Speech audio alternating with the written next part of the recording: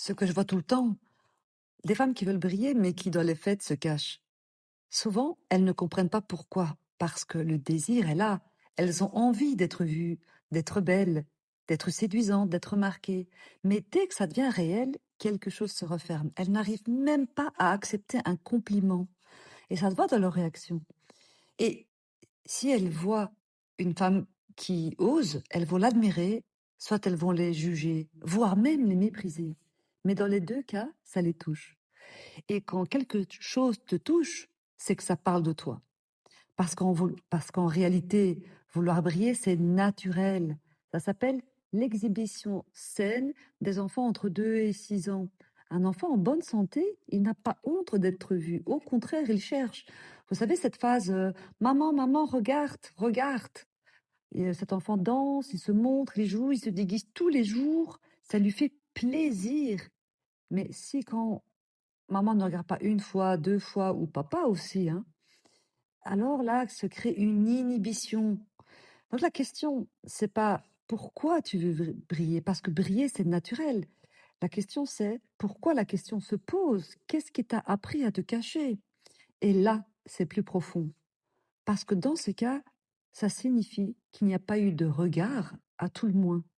Pas de regard bienveillant qui encourage et qui autorise.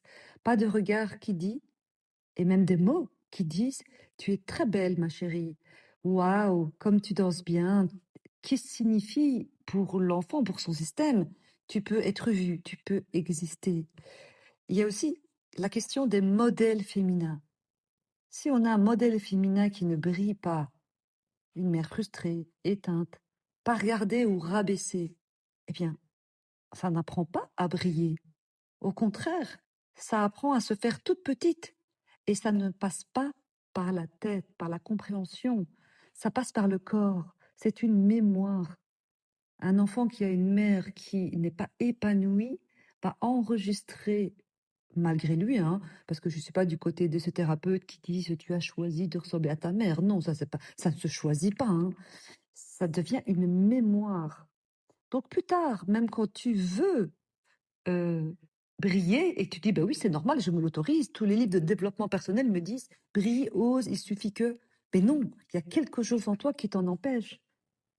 Ce quelque chose, c'est une loyauté inconsciente. Donc plus tard, même quand tu veux briller, ben ça ne fonctionne pas. Même si tu as essayé toutes les approches qui disent sois plus confiante, sois plus féminine, parce que la question, c'est pas la féminité. La question, c'est l'autorisation à montrer cette féminité.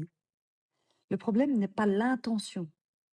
Le problème, c'est ce qui n'a pas été intégré. Et ça ne se force pas, parce qu'on l'a décidé. Ça peut se comprendre, certes, c'est mieux quand on le comprend, mais surtout, ça se travaille et ça se transforme. Sinon, tu restes avec ce paradoxe qui dit, je veux briller, j'ai le droit. Mais dans les faits, tu te caches. Tes escarpins, ils sont planqués dans le placard. Tu as acheté une belle robe que tu n'as jamais mise. Et c'est pas parce que tu manques de volonté. C'est parce que c'est un mécanisme en toi qui pense protéger quelque chose. Et une fois que tu as compris ça, une fois que tu as compris que c'est pas une question de volonté, alors tu peux commencer à reprendre la main.